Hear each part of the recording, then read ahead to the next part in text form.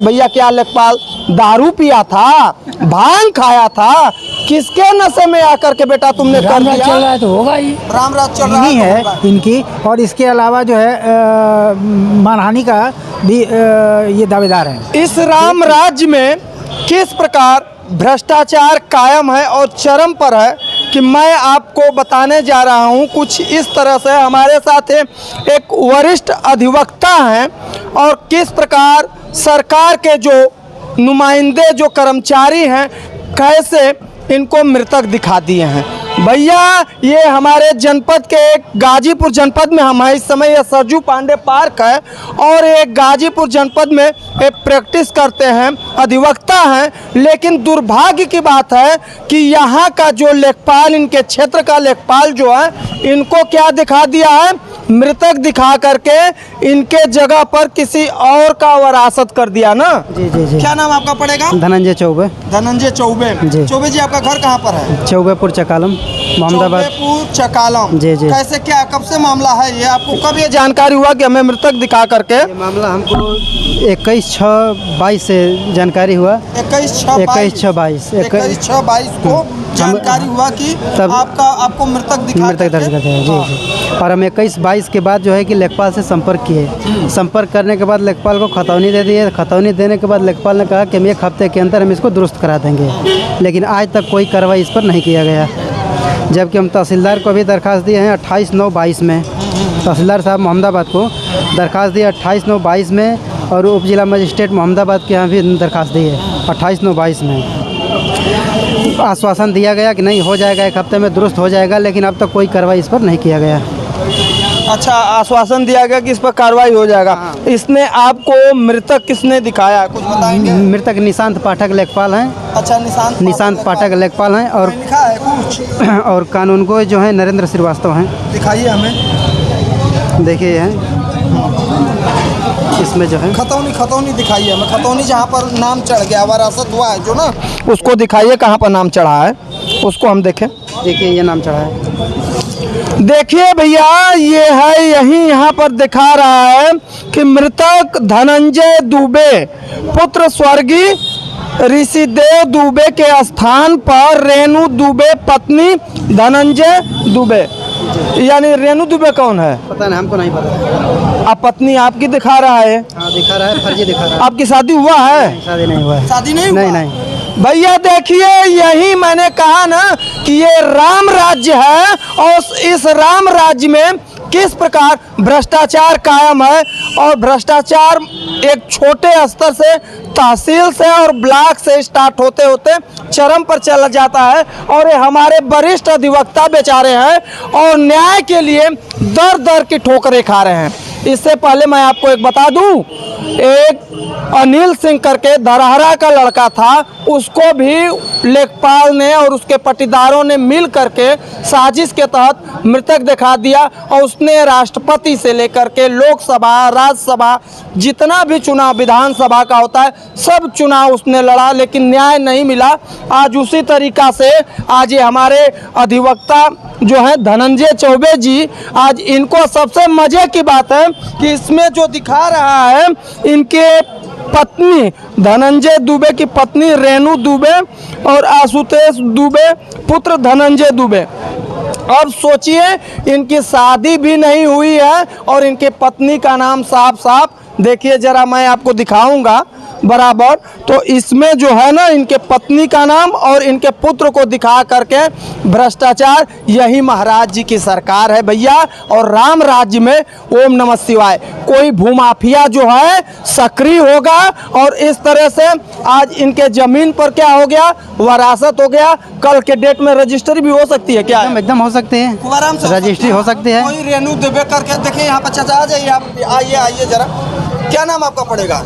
ब्रिजराज सिंह। ब्रिजराज सिंह। आप क्या हैं, कचहरी में ही रहते हैं? जी क्या? नहीं, हम आए हैं काम से आए हैं जी। तो जैसे ये बताइए कि अगर इनका जैसे वरासत हो गया है जी, तो जिसके नाम से वो जमीन भी बेच सकता है? बेच, और क्या बेच देगा। तो ऐसे फ्रॉड होता रहेगा? वही सब राम राज चल रहा है तो होगा ही। राम राज चल रहा है तो होगा ही। राम राज भैया, यही राम राज्य है और राम राज्य में और जब अधिवक्ता लोग ही दर दर न्याय के लिए, अब आदमी कहाँ जाए? सोचिए कि इंसाफ के लिए, न्याय के लिए आदमी किसके और ये वकील साहब हैं। हाँ, इनकी जमीन जब अब इनको मृतक दिखा करके अदालत में, अरे जज साहब भी बैठते हैं ना, उनके सामने भी न्याय की देवी बैठी हैं और साक्षात जो है ये बेचारे जिंदा हैं। और अब इंसाफ के लिए डीएम साहब को दिया है, एसडीएम साहब को दिया है और तहसीलदार साहब को दिया। अरे भैया, क्या लेखपाल दारू पिया था, भांग खाया था? किसके नशे में आकर के बेटा तुमने कर दिया? वरासत किसके नशे में कर दिया? जब इनकी सोचिए, अभी शादी भी नहीं हुई है और इनके पत्नी और बाकायदे उनका लड़का दिखा करके वरासत कर दिया गया है। ये सब चीज़ है भैया। अच्छा ये बताइए चौबे जी, तो आप कहाँ कहाँ दिए हैं? डीएम साहब को दिए हैं सिर्फ? डीएम साहब को दिए हैं और एसडीएम साहब मोहम्मदाबाद को दिए हैं, एसडीएम मोहम्मदाबाद को दिए हैं, तहसीलदार मोहम्मदाबाद के यहाँ दिए हैं, तीनों लोगों के यहाँ दे दिए हैं। आगे क्या करेंगे? ये तो मतलब मृतक दिखा दिया, तो हमें तो लगता नहीं कि आपको जिंदा कर पाएगा। जिंदा मत करें, अब उसको 419 में तलब करेंगे, मुकदमा दाखिल करेंगे उनके खिलाफ। आपको उम्मीद है कि इस राम राज्य में न्याय मिलेगा? अब देखिए, अभी तक तो नहीं मिला, अब क्या उम्मीद है, अब भगवान जाने। क्या उम्मीद है? भगवान जाने। महाराज जी के यहाँ देंगे? महाराज जी के यहाँ जरूर देंगे। उम्मीद है आपको मिलेगा न्याय? अब क्या उम्मीद है, उम्मीद कहाँ से रखा जाए? भैया देखिए, हम विनती कर रहे हैं और यहाँ पर एक गाजीपुर जनपद का ये सरजू पांडे पार्क है। कम से कम यहाँ के डीएम साहब को सद्बुद्धि आए, मैं भगवान सद्बुद्धि दे कि कम से कम ये अधिवक्ता जो बेचारे हैं ना, इनको कम से कम अभिलेख, राजस्व अभिलेख में इनका पुनः नाम जिंदा करके इनका नाम अंकित कर दिया जाए। यही बड़ी बात है। और जो लेखपाल का क्या नाम बताया? निशांत पाठक। निशांत पाठक और कानून को है नरेंद्र श्रीवास्तव। हो गया उसका निशांत मोहम्मदाबाद। भैया यही निशांत पाठक लेखपाल हैं और कानगो नरेंद्र श्रीवास्तव। इन लोगों की मिली भगत से आज बेचारे ये राजस्व अभिलेख में किस प्रकार से मृतक हो गए, जिंदा हैं। अब ये अधिवक्ता, हाँ बताइए। अब मान लीजिए कि आज 6वां महीना से ऑर्डर है खतौनी में, 22 का ऑर्डर है। 6 महीने में अभी तक कुछ हुआ नहीं, तो क्या उम्मीद रखा जाए कब तक होगा? उम्मीद इसमें तो होना नहीं है। आप अदालत में गए हैं, अदालत में और हम क्या बताएं अदालत में? देखिए अब क्या कहें, सीआरओ साहब थे ना भैया, सीधे सीधे वो 5 लाख रुपए वहाँ का मामला था। आपको मैं बता दूँ, दिलदार नगर का, और औरत बेचारी 2 लाख रुपया लेकर के मंगलसूत्र आई थी। न्याय मिला तो आपको क्या लग रहा है? अदालत में है तो हो सकता है कि कहीं सेटिंग वोटिंग आप भी नहीं ना बैठाएंगे? नहीं, ऐसा बात नहीं है। हाँ, और देखिए हमारी बात बुरा मत मानिएगा, क्योंकि आप भी पीड़ित हैं और इस कदर भ्रष्टाचार यहाँ पर है कि जब आप जैसे लोगों को मृतक दिखा दिया गया ना, तो भैया हमें नहीं लगता है कि इंसाफ और न्याय मिलने वाला है। और देखिए आपके बगल में ये कम से कम 6-7 महीना से परिवार बैठा हुआ है, पीड़ित परिवार है। शर्म आती है यहाँ के जिला प्रशासन को। 24 घंटे के अंदर भैंस ढूंढी जा सकती है, लेकिन ये सब यही राम राज्य में होता है भैया कि एक तरफ अधिवक्ता को कहीं मृतक दिखा दिया जाएगा तो कहीं पर बच्चे का अपहरण का पता नहीं चलेगा, लेकिन 24 घंटे के अंदर में भैंस को ढूंढी जा सकती है। चलिए, हमारा काम है, हम टोका टाकी करेंगे। चाचा एक है अधिवक्ता है, आइए देखिए इनके पक्ष हम थोड़ा सा कहना चाहते हैं इसी संदर्भ में। राजस्व संहिता जो इतने बड़े रूल के साथ आपके सामने लाई जा रही है न्यायालयों के सामने, आखिर उसमें उन चीज़ों का क्या लाभ है? जब हम मृतक जब हो जाता है तो वो भी 33A के में ही रजिस्टर्ड होता है, यानी सक्सेशन का वो अधिकारी तो वहीं हो गया है। फिर भी आप बहस करते हो, उसमें राजस्व के न्यायालयों में ले जाके कॉपियाँ बदलते फिरते हो। इसके अलावा ये तौहीनी है इनकी, और इसके अलावा जो है मानहानि का भी ये दावेदार हैं। एक चीज़। दूसरी चीज़ कि अभी इसके अलावा एक चीज़ और हो रहा है, वो ये हो रहा है कि कहीं र छूट गया, कहीं म छूट गया, कहीं अ छूट गया, कहीं क छूट गया, उसका भी ये संशोधनवाद ला करके कमाते हैं सब। लेखपाल पैसा खा रहे हैं, वो लेखपाल हज़ारों पैसा खा रहा है। लेखपाल बढ़ के ईमानदारी से तहसीलदार से ये नहीं कहता है कि हाँ साहब उपकरण की गलती से ऐसा हो गया है, ये म छूट गया है, म हमें लगा दीजिए। वो तो माँ के बात छोड़े, इनको तो मृतक सर दिखा दिए हैं लोग ना।